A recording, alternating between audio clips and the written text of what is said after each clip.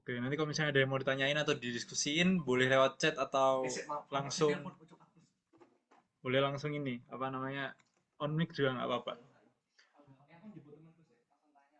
Oke, ini nomor satu ya. Nomor satu berikut yang di bawah ini meningkatkan metabolisme. Nah, ini sebenarnya udah disinggung juga di Tramed ya. Jadi kalau hormon tiroid, ya benar karena hormon tiroid itu emang T3 T4 itu meningkatkan metabolisme gitu. Terus simpatis ini, iya, karena kan simpatis gunanya untuk ini ya, fight or flight ya. Jadi kalau misalnya hormon simpatisnya meningkat, otomatis juga pasti ya, metabolismenya meningkat gitu. Sama testosteron ini, iya sih, soalnya kalau cowok kan biasanya emang lebih ini ya, lebih banyak testosteronnya, makanya mungkin lebih tumbuh sama ya memang testosteron salah satu fungsinya untuk metabolisme juga. Gitu. Kalau malnutrisi, ya secara logika kayak kalau misalnya orang yang malnutrisi kan biasanya kurus, kering, terus pendek gitu, makanya harusnya metabolismenya itu lebih tersupresi lah daripada orang-orang yang normal gitu. Oke. Terus yang nomor dua, pernyataan yang benar mengenai efek pemberian infus plasma solution atau koloid. Nah ini eh, kalau jawabannya aku milih yang C ya. Meskipun yang A ini juga sebenarnya benar karena plasma itu juga bagian dari extracellular fluid gitu. Tapi yang C itu kayak lebih spesifik lah. Kalau penambahannya ya dikasih 1000 mili ya pasti nambah 1000 mili udah jelas. Jadi nggak perlu untuk diberitahukan lagi gitu. Nah terus apa ya kalau buat infus-infusan gini singkat itu ada tiga macam gitu yang perlu dihafalin. Pokoknya pertama itu ada NaCl yang isoosmotik yang 0,9% ya atau berapa itu dia kalau nggak salah terdistribusinya itu di ECF aja gitu di interselular atau interstisial sama plasma.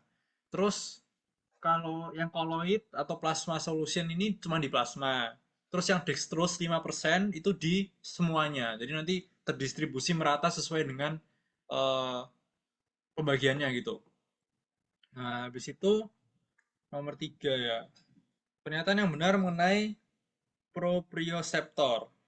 Ya ini A sih. Udah ada di soal cutting juga ya. Kalau sebenarnya muscle spindle yang baik intrafusal maupun ekstrafusal itu sebenarnya punya elemen kontraktil gitu. Yang ekstrafusal itu dipersarafi sama neuron motorik alfa, kalau intrafusal itu sama neuron motorik gamma. Jadi nanti ada koaktivasi dari alfa serta gamma gitu. Jadi jawabannya yang A. Yang lain sebenarnya bisa di logika ya, kayak tendon kok otot. Terus ini tendon kok otot, jadi kayak salah gitu. Ya, kayak gitu sih. Sama ini masa spindle hanya sensorik ini juga salah. Harusnya juga ada buat yang motorik gitu. Ini juga salah ya muscle kok pada tendon. Jadi cuma logika-logika gampang aja gitu. Ini selanjutnya. Oke. Oke, lanjut ya. Ini rangsangan simpatis pada bronkus menyebabkan bla bla bla bla bla. Nah, kalau rangsangan simpatis pada bronkus itu dia bronkodilatasi. Nah, kenapa kok bronkodilatasi? Karena kan kalau misalnya kita mau olahraga ya, masa saluran nafas kita dipersempit? Nah, kan nggak mungkin. Jadi, saluran nafas kita harus diperlebar. Makanya bronkodilatasi. Terus, kenapa kok nggak vasodilatasi nih misalnya? Nah, itu karena yang vasodilatasi ini itu hanya berlaku di otot dan itu bukan karena simpatis tapi karena memang ototnya itu butuh energi lebih banyak, ada adenosin, ada NO, makanya vasodilatasi. Malah kalau simpatis itu dia vasokonstriksi generalisata, jadi di seluruh tubuh kita itu malah banyak yang vasokonstriksi daripada vasodilatasi gitu. Cak meneng. Oke, lanjut ya. Nah, nomor 5. Nomor 5 ini uh, nomor satu ini salah gitu. Soalnya sebenarnya kalau yang simpatis postganglionik itu juga ada yang mengeluarkan asetilkolin. Dia itu yang di glandula sudorifera sama di beberapa otot polos pembuluh darah. Nah, itu ada yang asetilkolin gitu. Terus yang nomor 2 ini benar. Ini hafalan sih. 2 itu benar, 4 itu benar gitu. Jadi kalau misalnya di dalam medula spinalis itu kan ada tiga ya, ada tiga bagian, ada yang dorsal, ada yang ventral, ada yang lateral. Nah, kalau dorsal itu dia dapatnya input sensoris. Kalau yang ventral itu dapatnya output motorik yang somatik. Kayak ini gerakan tangan. Nah, kalau lateral itu memang dia buat yang otomatis. Misalnya kayak simpatis sama parasimpatis gitu. Makanya yang empat ini benar kan. Apalagi di torakolumbal itu memang daerahnya simpatis. Ini 24. Iya, benar. Iya, lateral otonom benar. Nah, ya, oke, terus lanjut ya. Mana yang benar mengenai ikterus? Nah, ikterus ini kan kekuningan ya. Ya, ya ini ada hemolitik sama obstruktif. Kalau hemolitik itu gara-gara eritrositnya itu banyak pecah gitu. Nah, ini biasanya bilirubin indirect yang tinggi nanti. Kalau obstruktif itu gara-gara yo nyumbet di hepar toh. Nah, itu dia bilirubin direct yang tinggi gitu. Iya, cuma gitu doang. Nyumbet. Ya. Oke, lanjut ya. Yang nomor 7 absorptive state, ya ATP dari glukosa. Ya, benar. Ada di PPT. Nah, ini aliran limfosatora disebabkan oleh, nah, jadi pembuluh-pembuluh di darah kita, sorry, pembuluh-pembuluh di tubuh kita itu ada tiga kan, ada arteri, vena, sama pembuluh limfe. Nah, pembuluh limfe ini secara struktur dia mirip sama vena gitu. Jadi dia pengennya ada katup, terus dia juga dibantu aliran baliknya ke apa ke vena itu lewat kontraksi otot rangka. Ya, terus otomatis ya satu sama dua ini sebenarnya cuman logika aja sih. Kalau ada perbedaan tekanan, ya pasti cairan limfonya akan mengalir. Terus ya udah. Nah, nanti 1, 2, 3, 4 gitu jawabannya. Terus yang nomor 9 ya. 9 ini juga ada di PPT sih. Jadi kalau misalnya intensitas tinggi berarti talk testnya ya sulit dong untuk berbicara sama menyanyi gitu. Kak, yo emangnya lek kon sulit bicara kon iso nyanyi ta?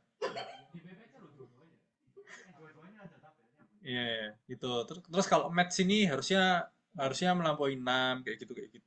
Terus kalau kalau HR Max ini nggak ada di PPT. Kalau HRR ini harusnya di bawah di atas 60% gitu. Oke, lanjut. Motion sickness. Nah, ini aku sebenarnya agak bingung ya kalau motion sickness ini yang ini. Jadi antara A atau B, tapi aku jawabnya A. Karena motion sickness itu kan gangguan fisiologis ini benar. Ada yang rasa listrik pada chemoreceptor trigger zone menyebabkan muntah benar. Nah, aku jawab A em, karena motion sickness itu bukan menyebabkan rangsangan listrik gitu, tapi iya itu dari pergerakan vestibularisnya bukan rangsangan listrik. Kalau aku membayangkan rangsangan listrik yang beneran ini kayak maksudnya kamu di apa ya ngomongnya dimutilasi gitu terus dirangsang listrik di chemoreceptor trigger zone gitu. Tapi aku juga nggak tahu lagi ya kalau dosennya misalnya mikirnya kayak gini, oh karena ada impuls di saraf vestibularis makanya ada rangsang listrik. Nah itu aku juga nggak tahu. Tapi kalau aku mendefinisikannya nggak apa ya impuls di vestibularis itu nggak sama dengan rangsang listrik karena di itu juga dibedain apa di PPT juga dibedain. Jadi aku jawabnya A. Pupil midriasis. Midriasis ini membesar ya. Ya kalau aku ngafalinnya kalau midriasis itu membesar soalnya tulisannya banyak. Kalau miosis kan sedikit. Nah, jadi kecil gitu. Nah, kurangnya cahaya disebabkan karena rangsangan parasimpatis. Nah, ini salah ya. Nah, kalau kalau rangsangan parasimpatis itu kan berarti kita rest and digest gitu ya. Jadi kita nggak perlu input cahaya yang banyak gitu. Kita cuman perlu input cahaya yang minimal.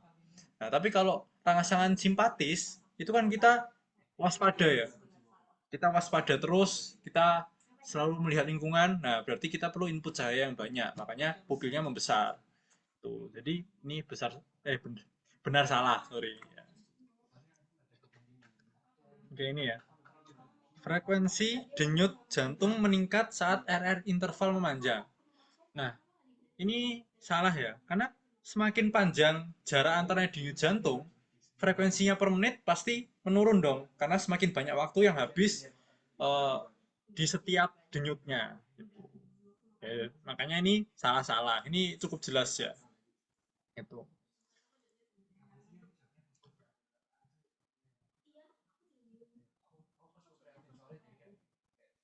Yo, ini ancen fosfokreatin yang 13. Jadi alaktik anaerobik kan. Jadi alaktik itu yang bukan menghasilkan laktat. Anaerobik itu yang nggak pakai oksigen.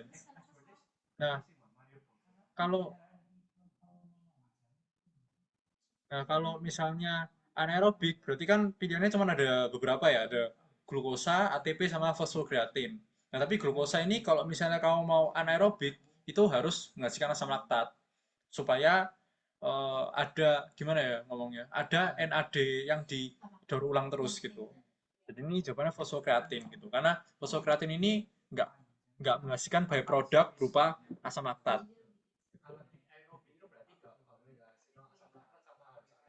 Iya, iya, benar.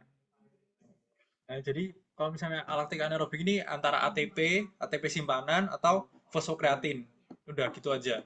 Kalau anaerobik bisa ATP, fosfokreatin, glukosa. Itu kok. Kalau aerobik ya bisa prioritasnya paling cepat glukosa. Terus kalau misalnya mau lama dikit lemak. Kalau mau yang resiko toksiknya tinggi, protein gitu. Terus faktor-faktor koagulasi. Ya aku 1, 2, 3 sih.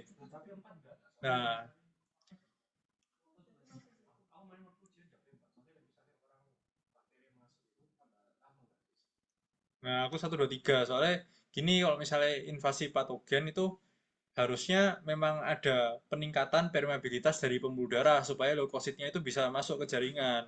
Nah, misalnya mbok batasi sekarang apa namanya, ada koagulasi di apa namanya di pembuluh darahnya, itu nanti leukositnya nggak bisa infiltrasi gitu. Nah, tapi sebagai pembalasannya gitu, kalau misalnya nggak terima jawaban 4 ini salah, nah sebenarnya waktu ada luka, invasi patogen, nah itu sebenarnya ada juga faktor-faktor koagulasi yang aktif di sekitar site infeksinya gitu. Nah itu kayak berfungsi untuk membatasi supaya infeksinya itu nggak nyebar kemana-mana gitu. Tapi di PPT nggak ada, jadi ya udah aku 1, 2, 3 gitu. Ya. Tapi secara secara teori sebenarnya eh ya ada lah, pasti ada dikit lah faktor-faktor koagulasi yang aktif gitu. Karena terbentuknya nanah itu kan sebenarnya bisa terbatasi sama jaringan-jaringan yang sehat karena ada faktor-faktor koagulasi gitu. Ya, tapi ini 1, 2, 3 sih lebih aman jawaban. Gitu. Oke. Terus ini ya, bagaimana cara perpindahan air ke membran kapiler? Yo, eh cara pembinaan ini melewati gak sih? Harusnya melewati sih. Nah, kalau air itu dia itu difusi, bisa difusi biasa, osmosis gitu, atau difusi yang pakai aquaporin gitu. Nah, dia tuh nggak perlu protein carrier, nggak perlu difusi aktif, nggak perlu ya, karena difusi itu selalu pasif gitu. Ini B jawabannya, babi. Nah, terus syarat bahan-bahan indera pembau. Nah, ini ini 1, 3 karena di PPT 1, 3 toh. Ya.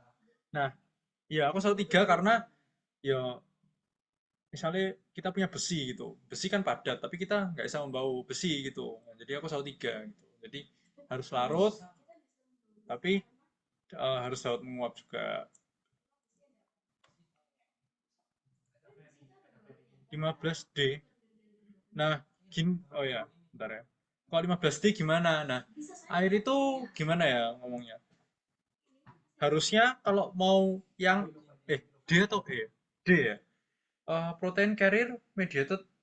eh, hmm, Kalau protein carrier itu dia gimana ya mekanismenya? Jadi kalau air itu kan difusi ya biasanya, aquaporin atau osmosis gitu.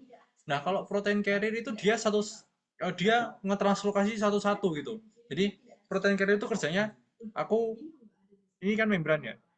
Nah, dia itu nangkep dari luar. terus disimpan, dikeluarin di dalam, kayak gitu. Nah, itu nggak ada di air, karena air itu kan bukan zat terlarut kan, dia pelarutnya, jadi dia banyak banget.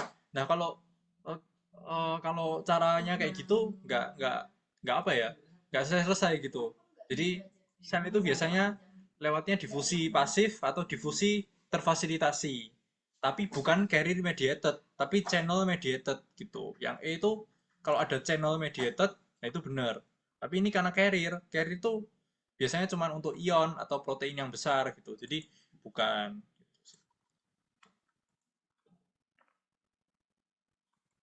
Eh, Nah ini 16 PPT 13, terus 17. Nah ini 134 ya. Ada di PPT juga sih. Nah ini aku ya bingung sih. Tapi aku jawabnya kosong. Karena ini kan hmm, RR interval ya. RR interval itu antara ini kan satu 2 3. Nah ini kalau misalnya kamu lihat ini kan reguler ya sebenarnya. Seret, seret, gitu kan. Jadi sebenarnya reguler, tapi ini orangnya kena blok jantung. Nah, blok jantung itu apa? Blok jantung itu ketika sinyal dari nodus SA itu nggak bisa nyampe ke ventricle. Jadi dia cuman nyebar di atrium, tapi nggak bisa nyampe ke ventricle. Nah ini ketahuannya gimana? Karena ini gelombang P sama QRS-nya itu semakin lama itu semakin jauh. Nih lihat ya, ini kan sedikit, ini tambah jauh. Nah tambah jauh lagi, terus hilang nih QRS-nya. Nah itu berarti setelah tambah jauh, gelombang dari atriumnya itu nggak nyampe ke ventricle, makanya ventricle-nya nggak kontraksi. Tuh makanya aku bilangnya kosong. Tidak ajek itu apa ya?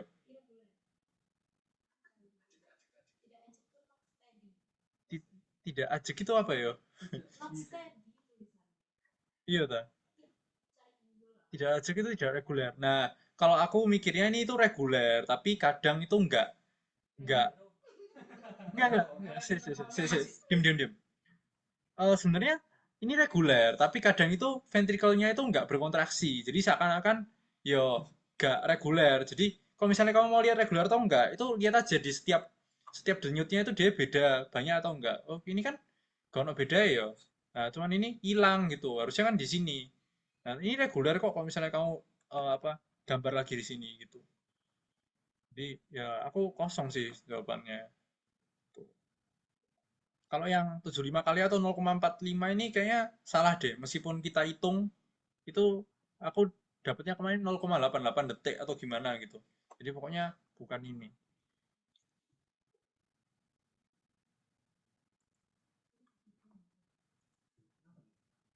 Nah, ini. RAD terlihat defeksi dominan positif di mana? Iki ini bukan ini pilihannya 23 Sa. Iya, iki lead lead 3, lead 2, AVF ya harusnya ya. Nah, eh, ya, aku kenapa kok jawabnya lead lead 2 3 AVF? Soalnya RAD itu kan arahnya ke bawah sebelah, ke bawah sebelah, ya apa ya, sik, tak gambar. Kan kayak gini kan jarum jam. Terus aksis normal itu kayak gini kan. Nah, ini aksis normal. Kalau ini LAD, kalau ini itu RAD. Nah, kayak aku, nah ini kan kamu bisa gambar juga kan, eh, aksis-aksis yang lain gitu. Misalnya ini AV AVR, ini AVL, ini AVF.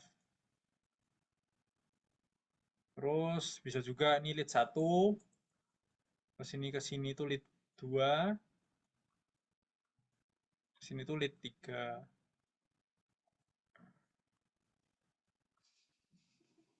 Nah, bawah kan, yo channel, yo sorry gambarku. Nah, bawah kanan bukan. Nah, arah apexnya itu harusnya kan kalau misalnya normal aksis, itu kan dia ke ini ya, ke sebelah kiri gitu. Nah, sebelah ini kan. Ini maksudnya ini tuh kiri, ini tuh kanan dari pasiennya gitu ya. Nah, habis itu ini ditanya kalau misalnya sekarang right axis deviation gitu. Nah, kalau aku ya 3 2 AVF, karena 3 itu udah jelas ya. 3 itu dia bakal ke kanan bawah, sama AVF itu bakal ke bawah. Enggak, gue yakin. Nah, terus kalau lead 2, kenapa aku jawab juga positif? Karena ya kalau dari apa ya, beberapa aku kan misalnya lihat waktu itu di beberapa kasus yang ada di PPT itu, kalau misalnya ada RAD itu duanya itu juga ada yang positif gitu. Jadi ya udah, aku jawab yang dua ini bisa positif dengan alasan karena yang dua itu juga masih menuju ke bawah gitu. Jadi menurutku masih masuk akal lah kalau misalnya dia positif gitu. Terus aku lihat di beberapa referensi di Google itu juga beberapa bilang kalau yang League 2 itu juga positif. Mungkin bisa dicari, kayak ada yang bilang positif juga gitu.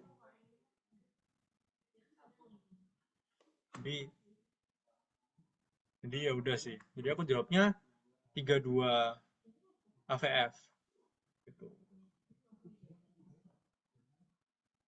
Ada juga yang jawabnya cuma 3 AVF, tapi aku 32 AVF sih. Soalnya menurutku masuk akal kalau yang dua. Ini ada yang mau tanyain nggak yang 19?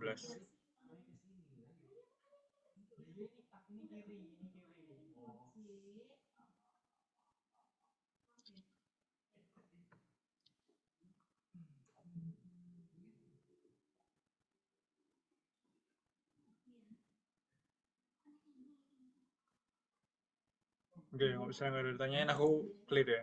Ini harusnya 3 sih. Oke. Apa? Sorry ya, sorry. Nah, itu kalau yang di atas, itu kan di bawah itu cuman vertikal kan. Jadi gini doang, lead satu, lead 2, lead 3. Nah, kalau yang di atas itu aksisnya vertikal sama digambar aksis horizontal yang V1 sampai V6.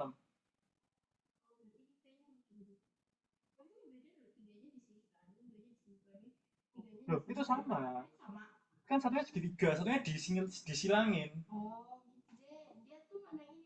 Oh, enggak, tergantung cara memandang. Aduh. Oke, sorry, sorry. Oke, lanjut ya, nomor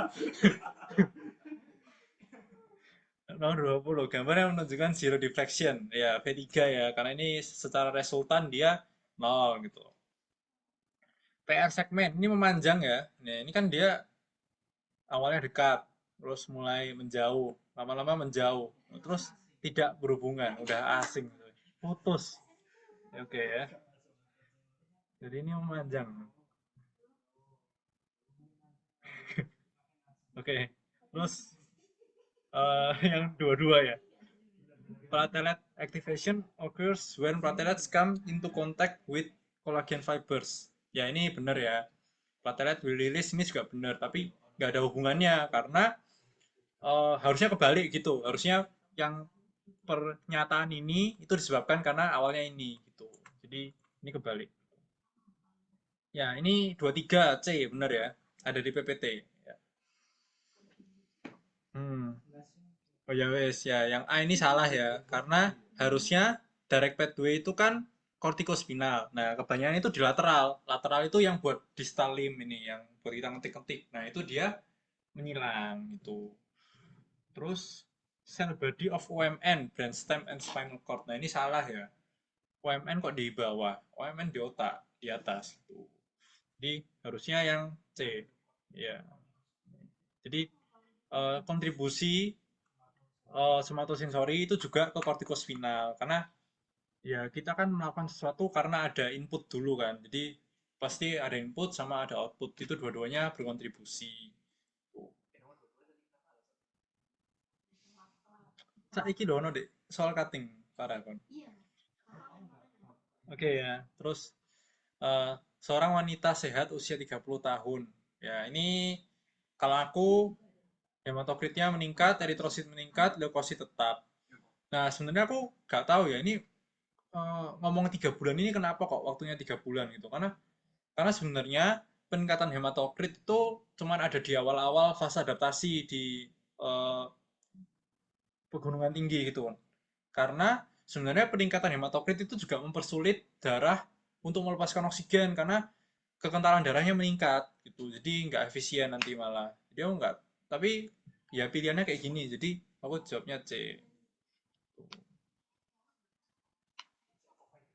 Bagian otak yang berperan dalam recall. Oh ya, ini kalau disuruh recall pakai talamus ya. Tapi kalau misalnya disuruh membuat memori baru itu pakai hipokampus. Oke. Iya. Iya. Hipotalamus kan keseimbangan tubuh tuh yang hormon-hormon itu. Gak tahu, Cak. Iki aku cuma tahu cerebellum aku tahu. Cerebellum itu bisa gerakan motorik yang ritmis kayak berjalan, main piano, menari yang udah di luar kepala gitu. Kayak di luar kepala itu udah di cerebellum maksudnya. Nah, terus juga bisa untuk keseimbangan sama untuk nyimpen eh, gerak apa ya? Nyimpen memori terus gerakan-gerakan yang apa ya? Misalnya kamu melakukan gerakan terus ada kesalahan, nah itu cerebellum itu memperbaiki. Oke, lanjut. Cerebellum juga. Hipotalamus keseimbangan internal, keseimbangan hormon itu loh. Itu hipotalamus. Oh, ini keseimbangan tubuh. Ya, sorry, sorry. Yes. Penyebab anemia mikrositik hipokromik kurang Fe ya. Pada saat dehidrasi, sistem kardiovaskular melakukan. Nah, ini aku ini aku bingung juga sih. Nah, ini aku jawabnya B. Karena pertanyaannya apa? Pertanyaannya sistem kardiovaskular melakukan gitu. Jadi, sistem kardiovaskular juga pasti melakukan ingin tekanan arterinya naik. Karena pada kondisi dehidrasi kan volume darah kita menurun. Akhirnya apa? Akhirnya tekanan darahnya menurun. Nah, supaya tekanan darahnya naik ya, dinaikkan gitu tekanan arterinya. Nah, cara-cara untuk menaikkan tekanan arteri itu ada banyak. Ada vasokonstriksi perifer, ada peningkatan denyut jantung, ada peningkatan kontraktilitas dari hati, jantung gitu. Nah, kalau misalnya jawab suhu perifer menurun, nah ini sebenarnya benar, tapi ini adalah output dari kamu kena shock hipovolemik karena vasokonstriksi perifer gitu. Nah, perifer itu kan termasuk di kulit ya. Jadi kalau misalnya kamu megang orang shock itu biasanya dingin gitu. Akralnya dingin. Nah, itu karena vasokonstriksi. Tuh. Cak ini gara-gara adem mas ini. Oke. Hipotalamus ya. Kalau ya, ya, ya. Membandingkan maksud gerakan dengan gerakan yang sebenarnya terjadi di cerebellum. Pasien usia 45 tahun sudah diare. Nah, kalau ada parasit, parasit ini yang sinofil ya. Yang sinofil ini cara kerjanya lumayan unik loh. Jadi dia itu iya, pembunuh diri. Jadi dia itu apa namanya? Datang-datang ke parasit duar meledak gitu. Ya, terus parasitnya sedikit-sedikit dihancurkan sama enzim proteolitik di dalam sinofilnya gitu. 30. Berikut yang benar. Ya ini B ya. Cak, yang A ini nipu, Cak. Aku loh jawab A. Soalnya tak kira ini shift cell-nya aktif ya. Shift cell-nya aktif menghasilkan pepsinogen. Oh, ya. Nah, ternyata maksudnya itu pepsinogennya sing gak aktif, kudu shift cell-nya sing aktif iki. Oh, ngerti, ngerti. Nah, aku tertipu, Cak. Iya. Nah, padahal aku mau jawab B. Oke, fungsi air di tubuh sebagai media reaktif ini benar ya, karena setahu yang lain itu jelek gitu kalimatnya, jadi kurang bagus. Apa? Enggak dong, lemak itu kan hidrofobik, dia nggak mungkin punya kandungan air banyak. Nah, tapi kalau misalnya dikasih pilihan gini, pembakaran lemak itu menghasilkan air metabolik yang paling tinggi, nah itu benar. Karena ya kan saya dosennya wis. Oke ya ini ya. Ya ini sama mikrositik hipokromik, zat besi. Nah ini aku nggak tahu yo. Salivasi isa anti aging ini maksudnya gimana ya? Aku bingung Zak. Tapi aku jawabnya melindungi gigi dan pelumas karena di PPT cuma ada dua ini gitu. Nah, pH-nya kalau di PPT juga sampai 7. Nah, aku nggak tahu sih anti aging ini gimana maksudnya. Nah, aku nggak mudeng aku. Jadi aku nggak jawab. Reaksi aklimasi paparan dingin. Ya, aklimasi kan di awal, jadi menggigil. Gitu.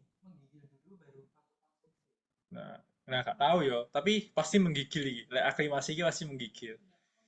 Nah, kalau yang vasokonstriksi sama simpatis ini kan udah perubahan perubahan ini ya, perubahan termostat tubuh. Jadi menurutku itu perlu sesuatu yang lebih lama. Tuh. Kalau perubahan insulator ini juga dia aklimatisasi gitu lebih. Ya, aklimasi ini yang cepet kan? Ya ya udah. Oke. Aku bersih. Cak, parah cak. Sumber ATP di dalam darah, glukosa. Ya, ini sel darah nggak sih? Jadi eritrosit ya. Nah, eritrosit itu kan dia nggak punya mitokondria, akhirnya dia nggak bisa oksidatif kan. Nah, dia pakai anaerobik. Nah, anaerobik yang ada ininya cuma glukosa. Ya udah, glukosa itu kan. Fungsi surfaktan menurunkan tegangan. Ya dong, nggak boleh tegang. Oke. Tidak benar mengenai, ya ini hafalan ya. Jadi gini, yang tidak benar mengenai kondisi rasa pahit. Nah, kalau aku dulu hafalannya gini. Nah, kalau rasa pahit itu kan IP3. Nah, IP3 itu pasti ujung-ujungnya adalah kalmodulin atau Ca2+ gitu. Kalau G protein uh, terus ada nilisiklase itu pasti CAMP. Ya, kalau transdusin pasti CGMP gitu-gitu. Jadi, nah ini tinggal dilihat aja. Ini kan aktivasi oleh IP3, inositol trifosfat. Berarti kebalikannya apa? CAMP. CAMP yang A. Tuh. Kalau transdusin kan dia CGMP setahu. Jadi bukan gitu. Kinin ini obat kayak obat-obat herbal gitu ya. Jadi dia pahit gitu. Nah, 38 ya. Nah, gini kok 38. Saat istirahat menjaga motor. Cek, ada pertanyaan. Boleh jelasin nggak singkat tiap rasa? Oh ya, rasa manis itu rasa manis itu aku pakai CAMP. Jadi dia tuh pakai yang ini. Ya, ciprotein CAMP. Ciproteinnya gustusin gitu. G gustusin. Terus kalau rasa pahit ini, setahu dia yang ini transdusin terus kok terus ya nggak tahu ya. Pokoknya yang IP3 terus CA2+ itu. Nah, terus saya tak ada satu lagi cak pahit ini. Dia itu menutup menutup kanal K plus kalau nggak salah. Itu aku lupa. Nggak tahu. Aku lupa sih. Nggak tahu cak. Sorry sorry. Aku nggak hafal cak. Sebenarnya ada kok di PPT. Ini tinggal lihat aja cak. Nah ini. Apa pahit? Nah, bener kan. Nah ini kalau asin itu kan asin itu apa NaCl kan, garam kan. Nah itu ya udah Na. Nah kan. Kalau kalau asam, nah ini aku nggak tahu ya kenapa kok Na sama K gitu. Tapi ya ya udah kita terima aja ya. Jadi membuka Na channel sama menutup K channel. Makanya depolarisasi. Tuh. Nah kalau pahit dia Ca rilis sama ini manis itu K channelnya tertutup. Umami itu ada dua. Jadi kalau misalnya ditanya yang ada beberapa reseptor, itu ada dua. Nah, kalau misalnya reseptor-reseptor yang kayak gini, asin, asam, itu kan dia reseptor ionotropik. Jadi dia langsung bekerja di kanal ion. Tapi kalau misalnya reseptor kayak pahit sama manis ini, dia kan ada G protein, ada protein-protein lain. Nah, itu dia metabotropik gitu. Jadi dia ada proses-prosesnya. Nah, kalau umami itu dua-duanya gitu. Ya.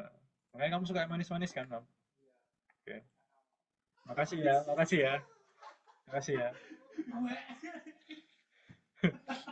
Ya, makasih ya, Lam. Oke, 38. Saat istirahat, menjaga metabolisme lokal adalah yang terpenting bagi otot skelet. Sebab otot skelet memiliki blood barrier. Nah, kan ini blood barrier salah ya pasti. Nah, sekarang masalahnya di sini. Saat istirahat, menjaga metabolisme lokal ada yang terpenting bagi otot skelet. Nah, saat istirahat, kamu perlu otot skelet nggak? Nggak terlalu kan? Nah, makanya ini salah. Nah, metabolisme lokal yang penting bagi otot skelet itu perlunya ketika olahraga. Karena kenapa? Karena gini, ketika olahraga yang aktif itu respon saraf apa? Saraf simpatis. Nah, saraf simpatis itu membuat vasokonstriksi. Nah, bayangin sekarang kamu olahraga pakai otot, tapi kamu kamu vasokonstriksiin pembuluh darahnya. Kan ototnya nggak bisa dapat energi kan, nggak bisa dapat glukosa, nggak bisa dapat oksigen. Nah, makanya metabolisme lokal itu penting ketika ototnya berolahraga. Karena ketika ada metabolisme lokal kan menghasilkan laktat, menghasilkan CO2, menghasilkan adenosin dari pemecahan ATP. Nah, itu semua itu meningkatkan vasodilatasi dari pembuluh darah dan sekresi NO dari endotel. Makanya yang penting metabolisme lokal itu ketika olahraga, bukan ketika istirahat. Gitu. Makanya ini salah-salah.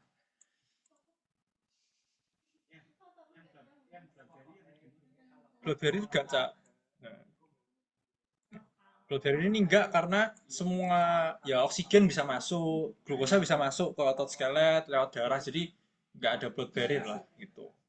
Kalau blood barrier kan kayak di otak, kayak di testis gitu-gitu ya. Itu yang beda.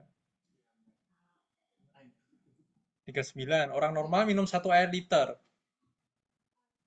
Iki aku kok nggak merasa pilihannya kayak gini ya. Aku kok merasa pilihannya itu peningkatan volume tekanan darah atau penurunan volume atau tekanan darah. Waktu itu aku jawabnya yang ini sih, peningkatan volume atau tekanan darah. Aku lupa gitu. Nah, kalau respon osmosensitifnya aku nggak tahu ya. Aku nggak berani menjawab. Karena gini, karena apa ya? Kenapa ya kok aku nggak jawab ya? Karena apa ya? Responnya itu banyak gitu. Jadi aku nggak berani untuk menjawab respon langsung sensitif. Tapi kalau misalnya orang normal, kalau minum air 1 liter, ya pasti ada peningkatan penyerapan air kan. Akhirnya peningkatan tekanan darah gitu. Nah, tapi ini aku nggak berani jawab sih kalau yang respon sensitif. Mungkin ada yang jawab juga. Ya, aku nggak tahu ya.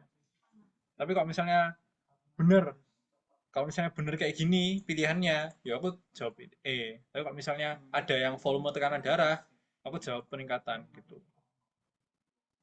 Iya kan? Ya, setahu naik tekanan atau volume gitu. Makanya aku jawab yang naik tekanan atau volume. Karena pasti gitu, kalau misalnya orang minum banyak, tiba-tiba secara akut, pasti tekanan darahnya meningkat gitu.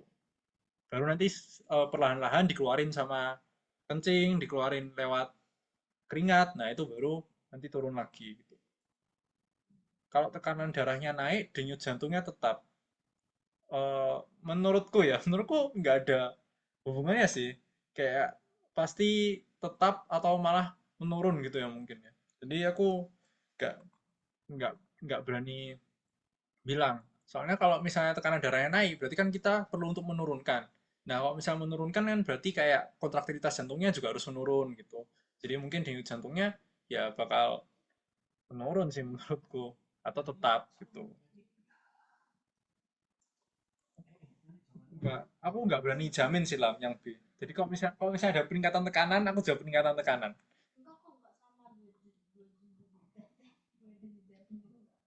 Iya. Oke. Substrat yang digunakan oleh eritrosit. Nah, ini kan glukosa tadi ya. Keton itu neuron biasanya. Tekanan alveoli tertinggi pada saat pertengahan ekspirasi. Ini benar ya. Nah, ya ini bisa lihat di PPT sih sebenarnya. Tapi grafiknya kira-kira kayak gini. Sorry ya kalau jelek. Tapi ini tekanannya ya. Kalau misalnya inspirasi itu tengahnya paling rendah, ekspirasi tengahnya paling tinggi.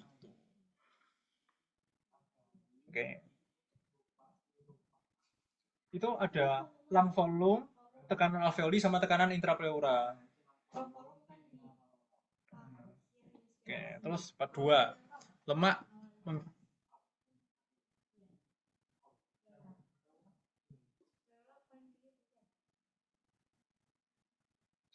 sama kayak itu pokoknya. Sama kayak volume stop. Akhir inspirasi paling rendah, akhir ekspirasi paling tinggi. Seingatku ya.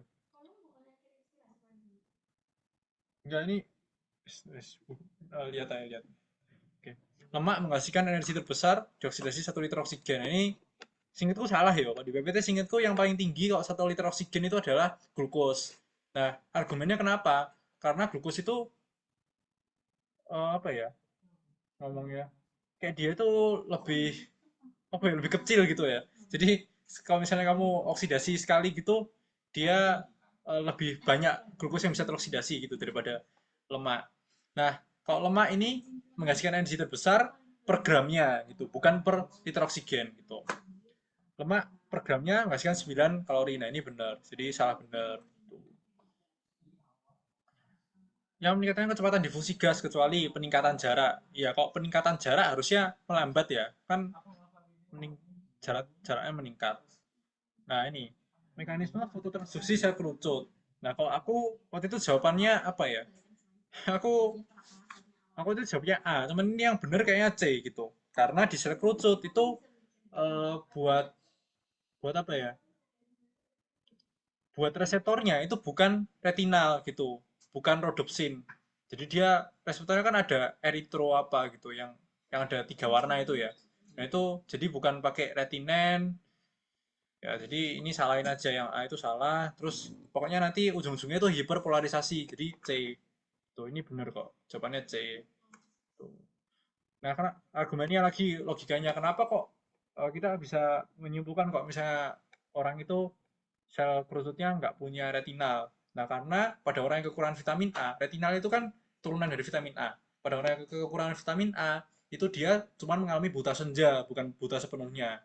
Karena ketika siang hari itu kebanyakan yang dipakai adalah sel kerucut. Nah, ketika senja, ketika malam, yang dipakai adalah sel batang. Makanya itu rabun senja gitu. Ya udah. Setelah bau odoran sampai di mukosa olfaktori, maka potensial aksi akan terjadi di A ya. Udah ada di soal cutting juga. Yang 46 yang 46 udah ada tadi ya. Terus jika seseorang berolahraga secara rutin sesuai dosis 1 2 3 4. Nah, ini benar semua ya. SV-nya meningkat, HR-nya menurun, kekuatan ototnya meningkat, ya benar, dan hipertrofinya juga ada. Nah, hipertrofi ini dengan catatan hipertrofinya yang dimaksud adalah hipertrofi eksentrik ya. Jadi hipertrofi yang menyebabkan peningkatan dari stroke volume dan juga kontraktilitas sekaligus gitu. Kalau hipertrofinya konsentrik itu mengarah ke dalam. Nah, itu dia malah mengurangi stroke volume gitu. Fungsi basal. Oke. Okay. 46. 46 ya 46 udah ada tadi. Jadi trombosit aktif apa? 42. Lah ya aja salah benar. Nah, 46 ya. Trombosit aktif karena berinteraksi dengan kolagen. Nah, ini benar ya. Jadi ketika pembuluh darah kita itu hancur, nah itu ada kolagen yang terekspos. Nah, itu mengaktifkan trombosit untuk membuat platelet plak kan. Nah, nanti trombositnya kan ngumpul di sana. Nah, itu menghasilkan tromboksan A2 sama ADP yang memicu agregasi trombosit. Jadi kayak positif feedback gitu. Nah, tapi ini kebalik. Sebabnya itu harusnya di awal gitu. Karena urutannya itu trombositnya itu berinteraksi dengan kolagen dulu, baru trombositnya menghasilkan tromboksan A2 sama ADP gitu. Jadi ya ini benar-benar gak berhubungan gitu. Oke. Oke 48 ya. 48 ini benar semua kok ada di PPT. 49 ini tadi udah ada yang A. 50 itu A. Nah, pokoknya gini aja. Kalau misalnya suaranya berintensitas tinggi, itu kontraksi semua. Kontraksi akhirnya dimampatkan gitu. Jadi membrannya itu ke dalam, stapesnya itu keluar. Jadi kayak ke apa ya? Terkompresi gitu. Nah, terkom, terkompresi ini dia meningkatkan kekakuan. Akhirnya suaranya itu desibelnya itu turun gitu. 48. 48 tadi apa ya? 48 semuanya, semuanya. 1 2 3 4.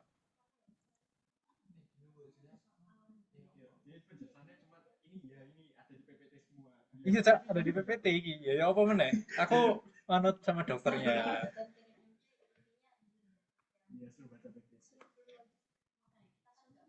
Area asosiasi yang mengatur tingkah laku. Limbik sih. Ya. Cak, pernyataan yang benar mengenai pencernaan pencernaan hati. Eh, aku nggak tahu ya, ini pencernaan hati lah. Nah, 52 ini ya kalau sel cover itu menghilangkan debris ya, ya bener sih karena kan untuk apa, ya jadi sel cover itu kan makrofag, jadi dia itu yang fungsi makan-makan apa, kudu cak fungsi apa hati ya itu, fungsi detoksifikasi. Nah itu di PPT itu sel cover gitu, jadi ya udah aku jawabnya A, menurutku juga masuk akal. Yang lain itu garam pedu disintesis di gallbladder itu enggak ya, karena itu cuma nampung aja. Habis itu 70% darah lewat koliak, harusnya kan. Nah, nggak tahu ya. Setahu bukan lewat koliak deh. Yang banyak dari hati itu kan dia masuknya lewat vena-vena porta gitu ya. Jadi menurutku bukan lewat celiak.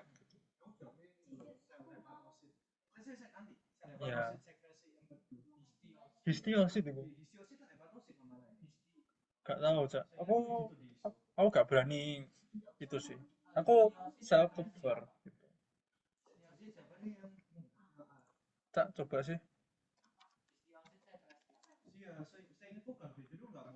Gak, Cak. Histiosit adalah sel darah putih fagosit mononuklear iki. Iya, Cak. Iya, cover kok. Iya, Cooper. Nah, ini ya. Yang A ya jawabannya. Pergaulan anjir. Konten. Yang tidak benar terkait pencernaan. Nah, ini yang E ya. Karena suku sentrikus itu kan biasanya di usus halus. Karena dia ada enzim, sama ada elektrolit gitu ya. Jadi yang E. Kalau kolon itu dia biasanya penyerapan-penyerapan air gitu-gitu doang. Nah, obat itu nggak apa-apa di usus halus. Aku logika aku nggak apa-apa sih. Mulut mulut ada obat, di rambut juga ada obat. Nah, sekarang kalau misalnya kamu sakitnya di kolon atau sakitnya di usus halus, kan juga pasti penyerapannya di usus halus atau di kolon. Jadi ya nggak apa-apa. Asal obat-obatan di usus halus itu nggak ada masalah. Apa? Itu kalau enggak sih kalau apa ya itu cuma merubah konformasi toh kalau HCl itu setahu aku itu. Sorry. Nah, ya, aku tahu kok. Jadi kalau misalnya di lambung sama mulut itu kan penyerapannya dia bukan penyerapan makanan kan, tapi dia penyerapan obat. Nah, itu menurutku kalimat di PPT itu maksudnya gini loh. Di lambung sama mulut itu penyerapannya nggak ada untuk makanan, tapi ada penyerapan untuk obat. Nah, kalau di usus ya ada dua-duanya gitu. Terus logika aku ya kalau misalnya usus halusku sekarang kena kolera gitu. Terus aku disembuhnya gimana? Kalau misalnya nggak diserapnya di usus halus gitu. Ya harus di usus halus karena aku kenanya di usus halus gitu. Jadi kayak ya udah, aku yang C itu salah gitu.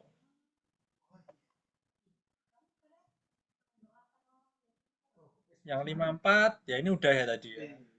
Yang 55 emang ada ya 55 ya? Yang termasuk respirasi luar.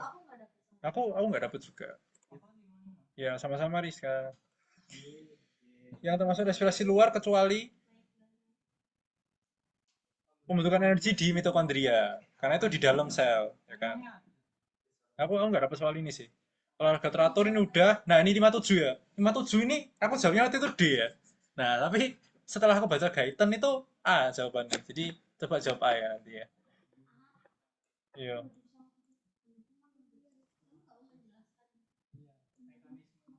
Mekanisme ya?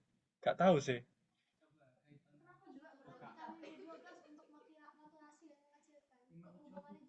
Nah, soalnya gini loh. Eh, kenapa kok kenapa kok vitamin B12 sama asam folat itu dibilang untuk maturasi sama pengecilan gitu. Nah, pertama maturasi dari sel-sel prekursornya eritrosit itu kan dia dari besar ke kecil. Makanya kalau misalnya nggak matur ya dia tetap besar gitu. Terus vitamin B12 itu sama asam folat itu mendukung produksi eh, D DTTP ya. Pokoknya kan bahasa nitrogen itu ada empat kan. Satunya itu timin gitu. Nah, timin timin ini kan dia berperan dalam replikasi DNA. Nah, sekarang kalau misalnya replikasi DNA-nya itu nggak bisa berjalan dengan baik, ya otomatis dia pembelahannya molor, molor, molor gitu. Jadi nggak terlalu bisa maturasi gitu dan menghambat pembelahan sel. Makanya Kalau misalnya pembelahan selnya terhambat kan berarti dia maturasinya juga terhambat kan. Jadi dia tetap dalam yang imatur terus gitu.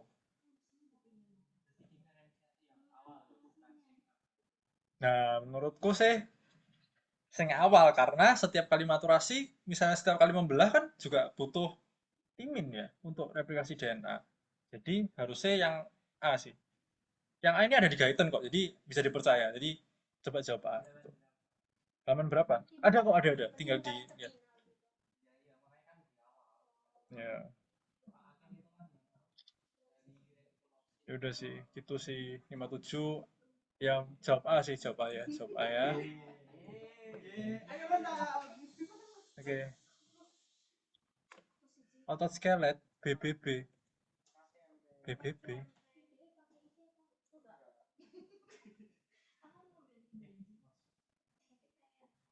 Eh, gimana ya ngomongnya ya?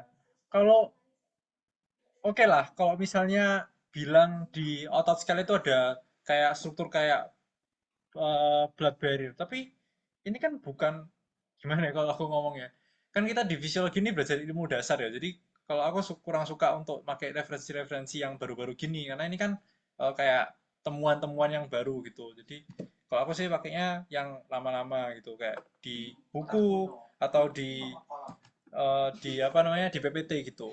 Nah, kalau misalnya ada pun itu mungkin beda beda karakteristik gitu sama blood brain barrier atau blood nerve barrier yang ada di otak gitu. Karena kalau di otot kan kita harus bertukar dengan banyak sekali eh, zat ya, karena ada asam laktat, ada apa yang toksik gitu kan harus diambil dari otot supaya bisa eh, di metabolisme di hati gitu. Tapi aku juga nggak tahu sih selama nggak ada di PPT sih ya kayak ya udah sih aku. Tuh. Oke. Ya mungkin kalau misalnya mau jawab ada blood barrier juga nggak apa-apa sih, tapi aku nggak menyarankan karena ini kan temuan-temuan yang baru ya. Kok temuan-temuan baru ini tunggu tunggu dimasukin buku atau tunggu dimasukin PPT dulu baru bisa dipakai gitu sih menurutku. Apakah ada pertanyaan lagi guys?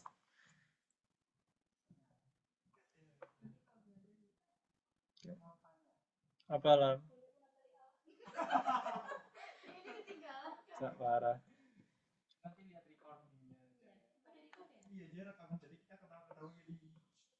Tadi di lambung ada proses absorpsi. Nah, kalau di lambung itu ada obat-obatan, biasanya sama alkohol kalau nggak salah ya. Jadi gini, kalau misalnya di lambung, itu kan dia kondisinya asam. Jadi kayak, apa namanya, gugus-gugus yang misalnya obat itu punya gugus negatif gitu ya, OH-. Nah, itu kan nggak bisa nembus membran kan. Karena membran itu dia hidrofobik gitu. Sedangkan gugus yang negatif atau gugus yang positif itu dia hidrofilik. Nah, karena di lambung itu sangat asam, jadi H plus di HCl itu nanti bakal masuk ke gugus-gugus negatif ini. Jadi beberapa obat kayak misalnya aspirin gitu. Aspirin itu bisa diabsorpsi di lambung karena aspirin yang negatif itu ketambahan H plus. Jadi dia netral. Nah, setelah netral dia jadi non polar kan. Non polar dia bisa nembus membran dari lambung gitu. Jadi obat-obatan itu bisa diabsorpsi di lambung beberapa. Gitu. Nah, terus kalau di lambung yang nggak bisa diabsorpsi ya obat-obatan yang misalnya protein gitu ya, misalnya insulin. Kenapa kok insulin itu diinjeksi? Soalnya di lambung ada pencernaan protein. Nah, kalau misalnya kamu minum, ya obat insulinnya itu udah hancur duluan. 56 atau E? 56, hah? 56 itu 1, 2, 3, 4 ya. Jadi hipertrofi otot jantung juga, tapi hipertrofi yang eksentrik, yang keluar gitu, yang meningkatkan kontraktilitas, yang meningkatkan volume sekuncup. Gitu. Sekuncup, ya teman kita. Iya.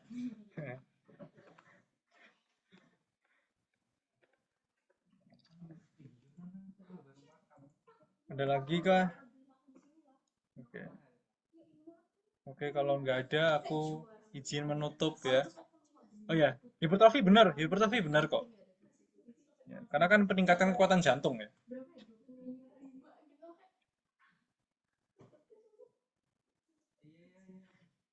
Oke, yaudah aku tutup ya. Makasih guys sudah hadir. Semoga besok lancar. Thank you.